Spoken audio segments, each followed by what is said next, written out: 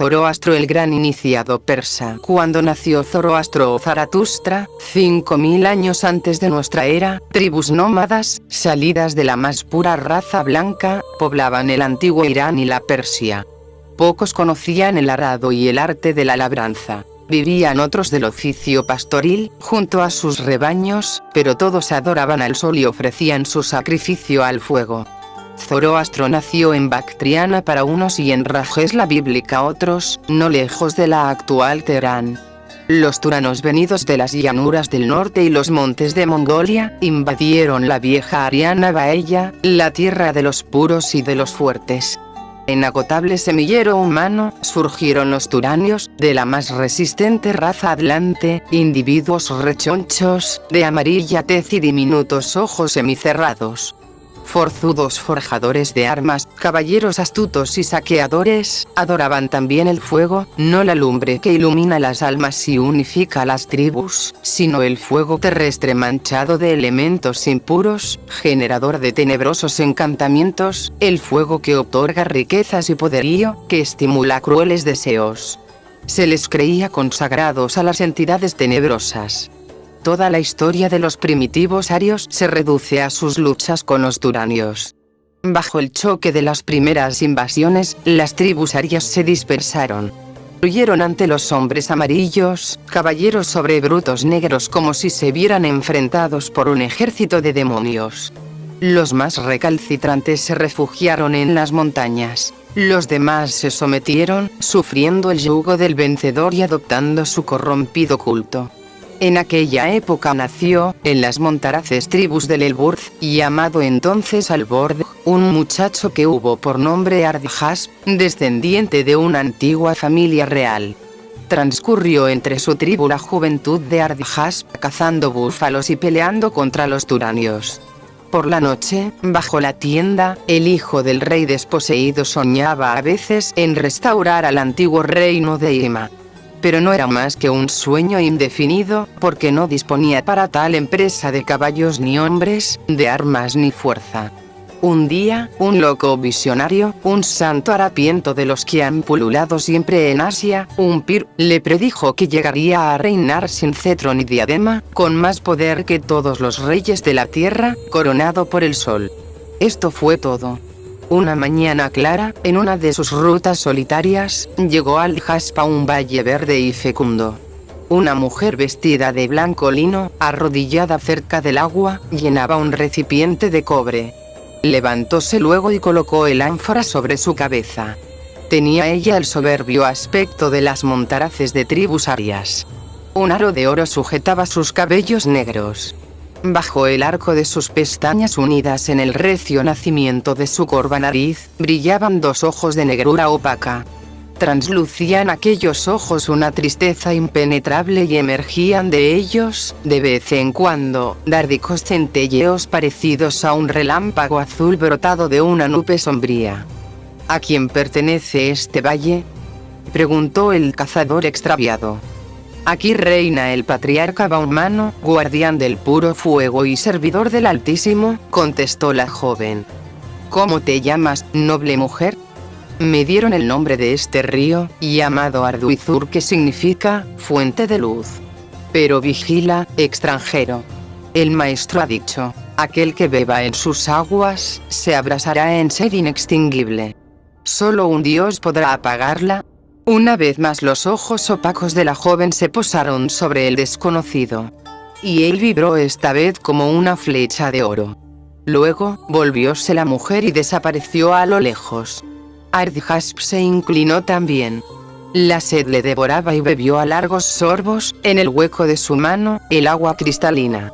Después se fue sin preocuparse ya más de aquella aventura. Pasaron los años.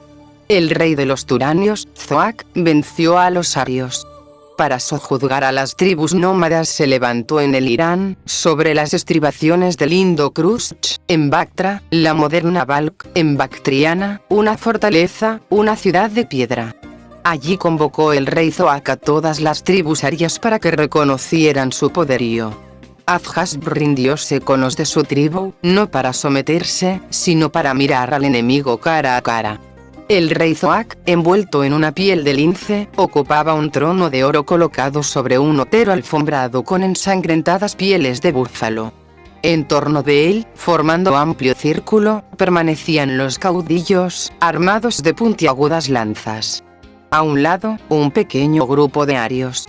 Al otro, centenares de turanios. A espaldas del rey, abríase un templo rústico tallado en la montaña como una especie de gruta. Dos enormes dragones de piedra toscamente esculpidos sobre enormes bloques de pórfido, guardaban la entrada y servían de ornamento. En el centro, sobre un altar de basalto, ardía una llama escarlata en la que echaban osamentas humanas, sangre de escorpiones y de toros. Tras la ardiente pira se veía de cuando en cuando a dos enormes serpientes calentarse en la llama. De ahí proviene que, en las tradiciones persas del Zerdushtname y el Eschaname, se represente al rey Zoac con dos serpientes saliéndole de las espaldas. Tenían patas de dragón y carnosos capuchones de crestas móviles. Eran las últimas supervivientes de los pterodáctilos antediluvianos. Estos monstruos obedecían a las varas de dos sacerdotes. Era el templo Angra Mainyu, Ahriman, señor de las potestades tenebrosas, dios de los turanios. Apenas llegado Ardhasp con los hombres de su tribu, los soldados condujeron ante el rey una cautiva. Era una mujer magnífica, casi desnuda. Un jirón de tela cubría apenas su cintura. Los anillos de oro enroscados a sus tobillos indicaban su noble alcurnia. Llevaba los brazos atados a la espalda y gotas de sangre salpicaban su cutis albo. Iba sujeta por el cuello con una cuerda trenzada con crin de caballo, tan negra casi como sus sueltos cabellos, que cubrían su espalda y sus palpitantes senos. Ardhasp reconoció horrorizado a la mujer de la fuente, a Arduizur. Mas ay, cuán distinta aparecía. Pálida de angustia, no fulguraban ya sus apagados ojos. Bajó la cabeza, con la muerte en el alma. El rey Zoac dijo: esta mujer es la más noble cautiva de los arios rebeldes del monte, la ofrezco al que de vosotros sepa merecerla. Pero es necesario que antes se consagre al dios Angra Mainyu, vertiendo sangre suya en el fuego y bebiendo sangre de toro. Exijo luego que me preste juramento en vida y muerte colocando su cabeza bajo mis pies. El que esto haga, que tome por esclava a Arduizur. Si nadie la quiere, la ofreceremos como pasto a las dos serpientes de Ahriman. Ardhasp vio como un largo escalofrío estremecía de pies a cabeza el bello cuerpo de Arduizur. Un caudillo turanio de tez anaranjada y entrecerrados ojos, se adelantó. Ofreció el sacrificio de sangre ante el fuego y ambas serpientes, y bajó la cabeza hasta colocarla bajo los pies de Zoac. Así cumplió el juramento. Semejaba la cautiva un águila herida. Cuando el brutal turanio puso la mano sobre la bella Arduizur, dirigió ésta los ojos hacia Ardhasp. Un dardo azul salió de sus pupilas y un grito de su garganta. ¡Sálvame! Ardhasp se lanzó espada en mano, contra el caudillo, pero los guardianes de la cautiva le detuvieron con intento de atravesarle con sus lanzas, cuando el rey Zoac gritó: «¡Deteneos! No toquéis a este caudillo». Y dirigiéndose al joven ario, Ardhasp dijo: «Te otorgaré la vida ofreciéndote esa mujer si me prestas juramento y te sometes a nuestro dios». Ante tales palabras oprimióse Ardhasp las sienes, inclinó la cabeza y se dirigió hacia los suyos. El turanio retuvo su presa, lanzó otro grito a Arduizur, y esta vez Ardhasp se hubiera dejado matar si no le retuvieran sus compañeros, oprimiéndole la garganta hasta casi ahogarlo. Moría la tarde, oscurecióse el sol y Ardhasp no vio más que un río inmenso de sangre roja, la sangre de toda la raza turania que ardía en deseos de verter por la víctima, la divina Arduizur, herida y arrastrada por el lodo. Ardhasp cayó al suelo sin conocimiento. Cuando el joven jefe recobró los sentidos bajo la tienda donde le transportaron sus compañeros, distinguió a lo lejos a una mujer atada sobre la silla de un caballo. Un caballero montó sobre el bruto, oprimió con sus brazos a la mujer y un séquito de turanios armados de puntiagudas lanzas subidos sobre caballos negros se lanzó en su seguimiento. Y pronto, caballos, grupas, cascos arrojados al viento, desaparecieron tras una nube de polvo con la horda salvaje. Entonces Ardhasp se acordó de las palabras de Arduizur pronunciadas junto a la fontana luminosa, bajo los pinos odorantes. Aquel que beba de esta agua será abrasado por una sed inextinguible. Solo un dios logrará apagarla. Sentía sed en la sangre de sus venas, en la médula de sus huesos, sed de venganza y de justicia, sed de luz y verdad, sed de poderío para liberar a Arduizur. Corría el caballo a todo galope por colinas y llanos, hasta que llegó Ardhasp a los montes de Albord. Entre abruptas rocas vio de nuevo la senda que conducía al valle de florido césped entre cimas nevadas.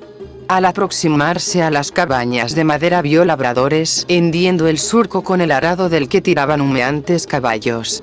Y la tierra removida a lo largo de los surcos humeaba de placer también bajo la reja del arado y las pezuñas de las caballerías. Sobre un altar de piedra en pleno campo, había un cuchillo y encima de él un manojo de flores en forma de cruz. Su visión serenó el alma de Ardhasp. Sentado bajo su tienda, halló a Baumano, el venerable patriarca, administrando justicia a su tribu. Sus ojos semejaban un sol de plata salido de niveos cimales. Su barba, de verdosa blancura. «¿Qué quieres de mí?», preguntó el patriarca al extranjero. «Tú estás enterado del rapto de Arduizur por el rey Zoak, Ardhasp. He presenciado su suplicio en Bactra, convertida en presa de los turianos. Tienes fama de noble y de sabio. Eres el último descendiente de los sacerdotes del sol. Tú eres sapiente y poderoso por el favor de los altos dioses. A ti vengo en busca de luz y de verdad para mí, de liberación y de justicia para mi pueblo. ¿Posees la paciencia que desafía al tiempo? ¿Te hallas presto a renunciar a todo en aras de tu obra? Porque solo te hallas al comienzo de las pruebas y sufrirás durante toda tu vida. Toma mi cuerpo, toma mi alma, dijo Ardhasp, si con ello puedes ofrecerme la lumbre que sacia y la cuchilla que libera. Sí, dispuesto estoy a todo si puedo lograr por medio de esa luz y esa cuchilla salvar a los arios y arrebatar a Arduizur de su verdugo. Entonces, puedo ayudarte, dijo Baumano. Habita entre nosotros durante un tiempo. Vas a desaparecer a los ojos de los tuyos. Cuando te vean nuevamente serás otro. A partir de este momento tu nombre no será ya Ardhasp, sino Zaratustra, que significa dorada estrella o esplendor del sol. Te habrás convertido en apóstol de la Ahura Mazda, aureola del omnisciente, viviente espíritu del universo. Así se convirtió Zoroastro en discípulo de Baumano el patriarca, sacerdote del sol, conservador de una tradición que se remontaba a la Atlántida, comunicó a su discípulo cuanto sabía de la ciencia divina y del presente estado del mundo. La electa raza de los arios, dijo Baumano, ha caído bajo el yugo fatal de los turanios, excepto algunas tribus montaraces. Pero éstas lograrán salvar la raza entera. Los turanios adoran a Ahriman y viven supeditados a su influjo. ¿Quién es, pues, Ahriman? Existen innumerables espíritus entre cielo y tierra, contestó el anciano, infinitas son sus formas, y como el ilimitado cielo, posee el insondable infierno de sus grados. Este a que te refieres es un poderoso arcángel llamado Adarasur. Frenéticamente ha adherido a la tierra, niega al cielo y no se dedica más que a la destrucción. Ha profanado los altares del fuego y suscitado el culto a la serpiente, propagador de la envidia y del odio, de la opresión y del vicio, del furor sanguinario. Reina sobre los turanios, atrayendo su genio maléfico. Es preciso combatirlo y derribarlo para salvar la raza de los puros y de los fuertes. Pero, ¿cómo combatir al invisible si urde su trama en las tinieblas? Volviéndote de cara al sol que se levanta tras la montaña de Ara Edward Berezaiti. Asciende por el bosque de cedros hasta llegar a la gruta del águila, suspendida sobre el abismo. Allí contemplarás todas las mañanas al sol naciente al emerger de los enhiestos picos. Durante el día, ruega al Señor del Sol que se manifieste en ti. En el transcurso de la noche aguárdale y eleva tu alma hacia los astros, como una lira inmensa. Esperarás durante mucho tiempo a Dios, porque Ahriman tratará de interponerse en tu sendero. Pero una noche, en la paz de tu alma, surgirá otro sol más brillante aún que el que inflama las cimas del monte Berezaiti, el sol de Ahura Mazda. Escucharás su voz y él te dictará la ley de los arios. Cuando hubo llegado la época de su retiro, dijo Zoroastro a su maestro: pero, ¿dónde hallaré a la cautiva atada en Bactra, arrastrada bajo la tienda del Turanio, sangrando bajo su látigo? ¿Cómo arrancarla de sus garras?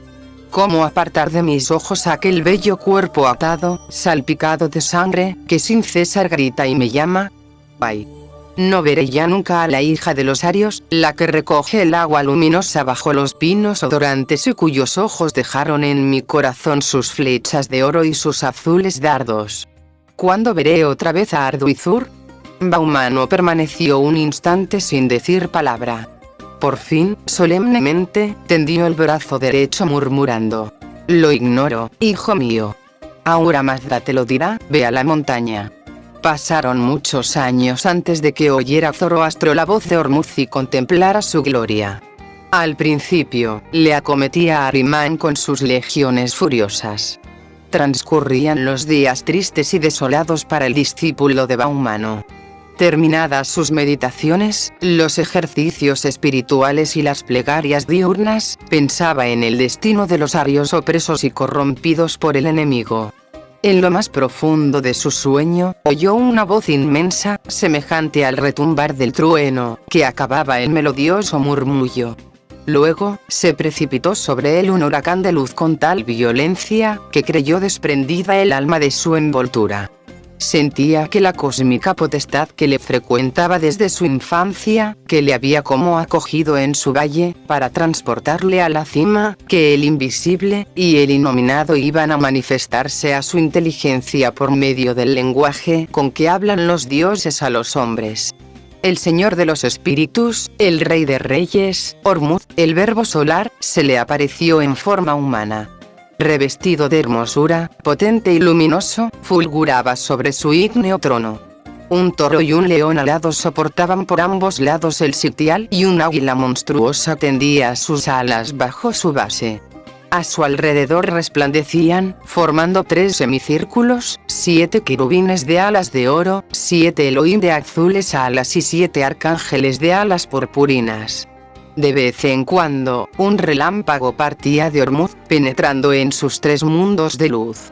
Entonces los querubines, los Elohim y los arcángeles relucían como el mismo Ormuzd en su blanca fulguración para tomar pronto de nuevo su color propio.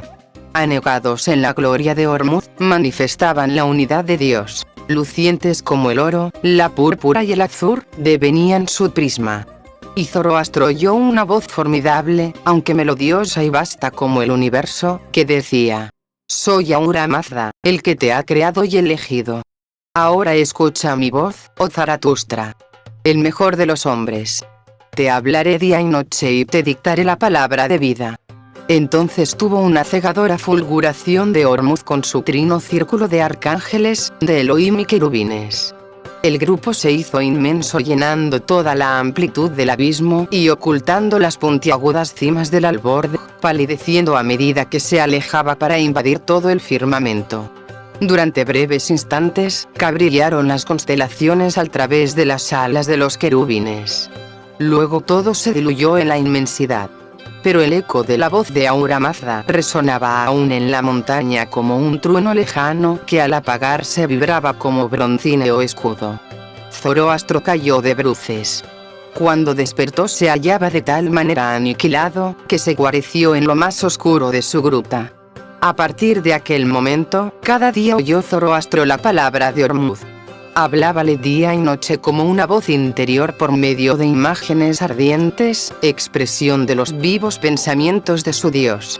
Mostróle Ormuzd la creación del mundo y su propio origen, es decir, la manifestación de la viviente palabra en el universo, las jerarquías o potestades cósmicas, la necesaria lucha contra Ahriman, enemigo de la obra constructiva, espíritu del mal y de la destrucción, y los medios de combatirlo por medio de la plegaria y del culto del fuego.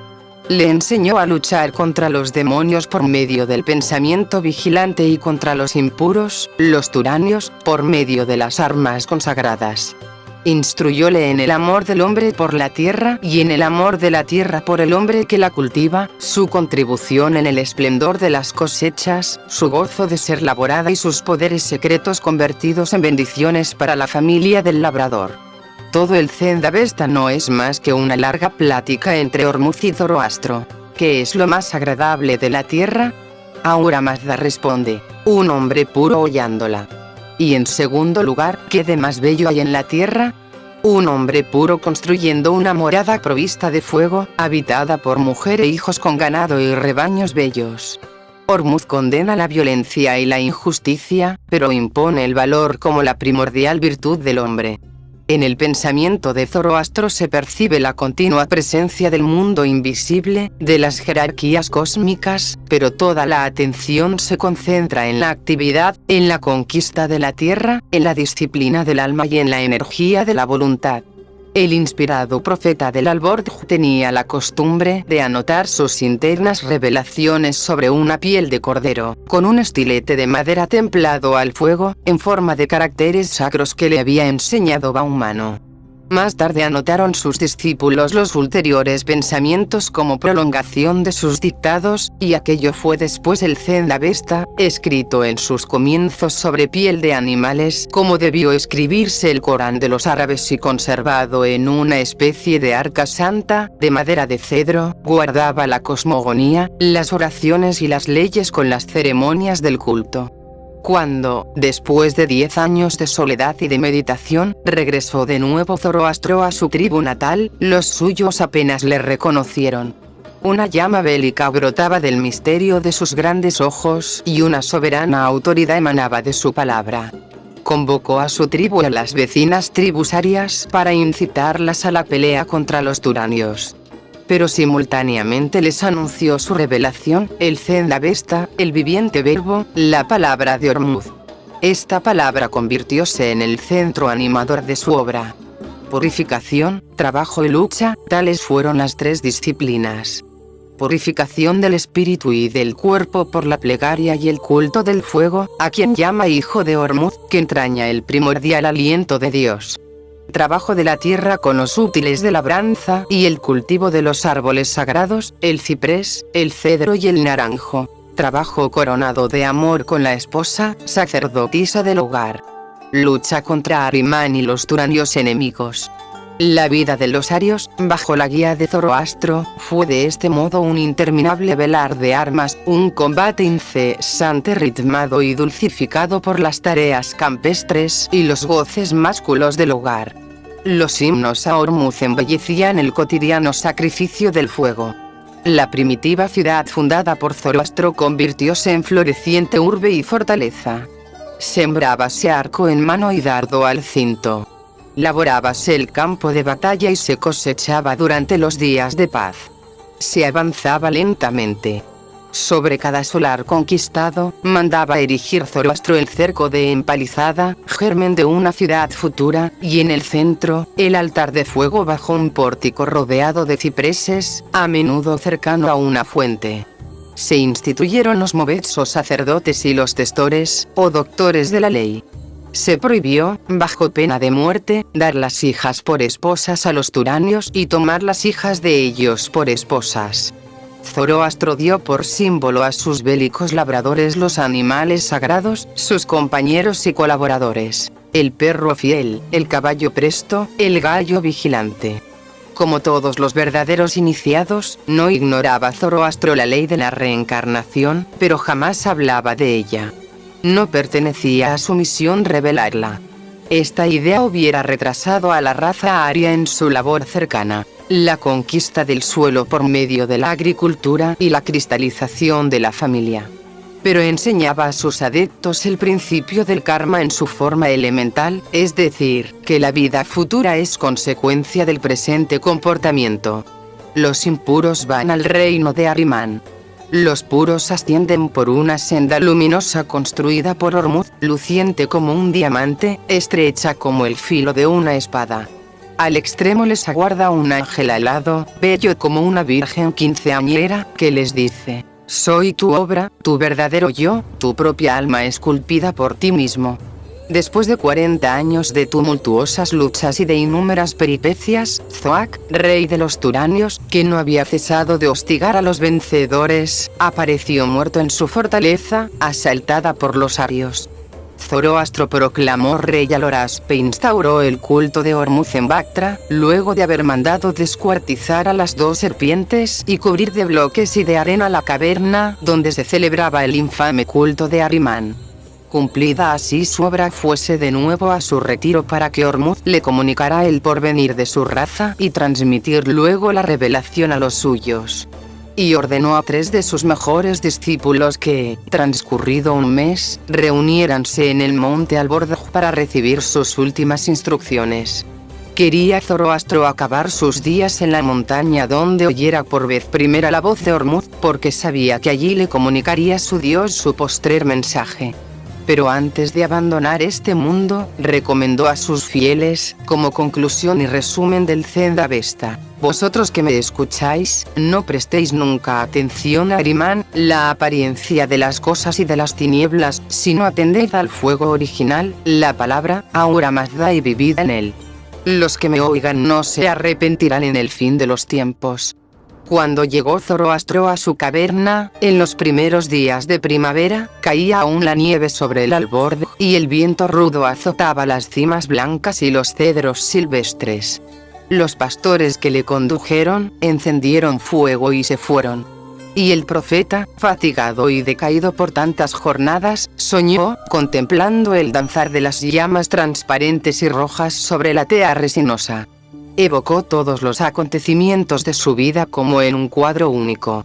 Revivióla como abundoso manantial, desde su origen a su desembocadura. Había cumplido su tarea. Los arios ya eran libres. Pero, no obstante, ¿qué porvenir aguardaba a su raza? Se iniciaba la noche y hacía frío. El anciano profeta tiritaba junto al hogar. Entonces exclamó: oh divino señor Ormuzd, heme aquí próximo al fin. Nada me queda. Todo lo he sacrificado a mi pueblo. He obedecido a tu voz. Para convertirse en Zoroastro, Ardhashb renunció a la divina Arduizur, y Zoroastro no ha vuelto a verla. Se ha desvanecido en el ilimitado espacio, y el señor Ormuzd no la ha devuelto a su profeta. Todo lo he sacrificado a mi raza para que posea hombres libres y esposas nobles. Pero ninguna de ellas tiene el esplendor de Arduizur, la áurea llama que emanaba de sus ojos. Hazme conocer, al menos, el porvenir que aguarda a los míos. Y murmurando estas palabras, percibió Zoroastro el retumbo de un trueno lejano junto con la vibración de 1000 broncíneos escudos. Aumentó el fragor a medida que se aproximaba y fue al fin terrible. Temblaban todas las montañas y la voz del dios airado parecía querer descuajar la cordillera del Albordoj. Zoroastro no pudo menos de gritar: Ahura Mazda, Ahura Mazda. Y el profeta, lleno de terror, cayó desvanecido contra el suelo, bajo el influjo de la retumbante voz de la altura. Y pronto contempló Zoroastro el máximo esplendor de Ormuzd, como lo viera en los primeros días de su revelación, aunque sin su corona. Solamente los 3 animales sagrados, el toro, el león y el águila, sostenían su ígneo trono, fulgurando a los pies de Ormuzd. Y Zoroastro oyó la voz de su dios recorrer los espacios, repercutiendo en su corazón. Porque, decía, ansía saber lo que solo pertenece a tu dios. Ningún profeta conoce por entero los pensamientos del verbo. No dudes jamás de Ahura Mazda, oh Zoroastro, el mejor de los hombres. Porque en mi balanza está el destino de todos los seres y aun el tuyo. ¿Quieres conocer el porvenir de tu raza? Observa, pues, lo que harán los pueblos de Asia de los 3 animales que sostienen mi trono. La fulgurante visión de Ormuzd desapareció y Zoroastro se sintió transportado en espíritu hacia futuras edades. Volando a través del espacio, vio a sus pies el desfilar tumultuoso de las montañas y la fuga procelosa de los llanos, como el descorrer de un gran libro enrollado. Distinguió al Irán hasta el mar Caspio, Persia junto al Tauro y el Cáucaso. Mesopotamia, cerca del Golfo Pérsico. Vio primero una flota de turanios arrebatar de nuevo la fortaleza de Bactra y profanar el templo de Hormuz. Luego, junto a las orillas del Tigris, vio levantarse la orgullosa Nínive, con multitud de torres, templos y palacios. Un gigantesco toro alado con cabeza humana, símbolo de su poderío, posábase sobre el arco de la ciudad. Y Zoroastro observó que el toro se transformaba en búfalo salvaje y asolaba las llanuras, pisoteaba los pueblos cercanos, de los cuales los puros arios huían en masa en dirección al norte. Vio después, ciudad más vasta todavía, cercana al Éufrates, elevarse con su doble muralla y sus pirámides, la inmensa Babilonia. En el interior de uno de sus templos, dormía, enroscada, una colosal serpiente. El águila de Hormuz, hendiendo los aires, intentó atacarla. Pero la serpiente, erguida, rechazóla con su soplo de fuego y se fue vertiendo su veneno sobre los pueblos circundantes. Por fin vio Zoroastro al león alado avanzar victorioso a la cabeza de un ejército de persas y medos. Pero súbitamente el rey del desierto transmutóse en tigre feroz que devoraba a los pueblos, destrozando a los sacerdotes en lo profundo de los santuarios consagrados al sol, a orillas del Nilo. Despertó Zoroastro de su sueño, lanzando un grito de horror. Si tal es el porvenir que amenaza a los arios, la raza de los puros y de los fuertes, clamó el profeta, he combatido en vano. Si así se cumple, desenvainaré mi espada que hasta el presente ha permanecido limpia de sangre enemiga, para templarla en sangre turánea. Aunque viejo, avanzaré solo hacia el Irán para exterminar hasta el último de los hijos de Zoac. Para evitar la destrucción de mi pueblo, me convertiré en la presa de Ahriman, como la noble Arduizur. Entonces la voz de Hormuz se elevó como un leve murmullo, como el soplo de la brisa entre las ramas de los altos cedros, y dijo: detente, hijo mío. Depón tus ímpetus, gran Zoroastro. No debe tu mano empuñar jamás la espada.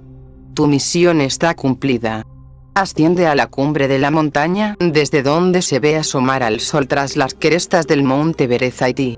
Has visto el porvenir con mirada de hombre, ahora lo contemplarás con los ojos de los dioses, allí brilla la justicia de Hormuz y te aguarda el ángel de la victoria. Es la muerte, murmuró la voz de Ahriman desde el abismo tenebroso. Es la resurrección, clamó la voz de Hormuz desde el cielo. Y pronto percibió Zoroastro una especie de luminosa arcada que, partiendo de sus pies, se elevaba hacia el firmamento, aguda como el filo de una espada, luciente como diamante, arrebatada de su cuerpo, como si fuera conducida por un águila, ascendió su alma. En lo más alto una mujer soberbia, revestida de luz, permanecía de pie sobre el puente Tinegat, reluciente de majestad y de sobrehumana dicha. Como dos astros albos le brotaron las alas. Y tendió al profeta una copa de oro de la que desbordaba espumeante brebaje. Parecióle a Zoroastro que la había conocido eternamente y por ello no pudo nombrarla. ¿Quién eres, oh prodigio? Oh maestro. ¿No me conoces? Soy Arduizur, tu creación. Soy más que tú mismo. Soy tu alma divina, porque tú me has salvado, tú me has llamado a la vida. Cuando, ciega de horror y de cólera, asesiné a mi raptor, el caudillo turanio, cuando fui después apuñalada por sus hermanos, erró mi alma mucho tiempo entre tinieblas. Fui la sombra que te visitaba. Te perseguía en medio de mi desconsuelo, de mis remordimientos, de mis deseos, pero tus plegarias, tus súplicas y tus lágrimas, me elevaron poco a poco del reino de Ahriman. Sobre el incienso de tu amor, sobre el relampaguear de tus pensamientos, he ascendido y me he aproximado al esplendor de Hormuz. Vamos por fin a beber en la copa de la vida inmortal, en la fuente de la luz. Y la bella Arduizur, transfigurada en el ángel de la victoria, se lanzó en brazos de Zoroastro, como la esposa en brazos del esposo, mientras aproximaba a sus labios la espumeante copa de la eterna juventud. Entonces le pareció al profeta que una radiosa oleada de fuego le sumergía por entero. Y en el mismo instante, fundióse Arduizur para compenetrarse con su salvador. Ahora Arduizur late en el corazón de Zoroastro. mira al través de los ojos de él y él en los suyos. Y ambos contemplan la gloria de Ormuzd. En lo futuro, no serán más que uno. Zoroastro sabe que Arduizur puede alejarse sin separarse de él o diluirse en su esencia sin dejar de ser ella. De súbito, dirigiendo su mirada a la tierra, vio el profeta los arios avanzando en luengas caravanas, en tribus o grupos. Arduizur, al frente, los guiaba hacia occidente, Arduizur, convertida en el alma de la raza blanca. Cuando los 3 discípulos fueron al encuentro de su maestro, no lo hallaron. En la gruta, no quedaba más que su silvestre báculo y el cubilete de oro con el que vertía al fuego el licor fermentado. En vano buscaron doquiera. En la cumbre no había tampoco huella alguna del profeta. Su águila compañera planeaba solitaria sobre el abismo. Cuando rozaba con fuerte batir de alas el umbral de la caverna, parecía buscar todavía al hermano de sus soledades, el único hombre que osara, como ella, contemplar de frente al sol.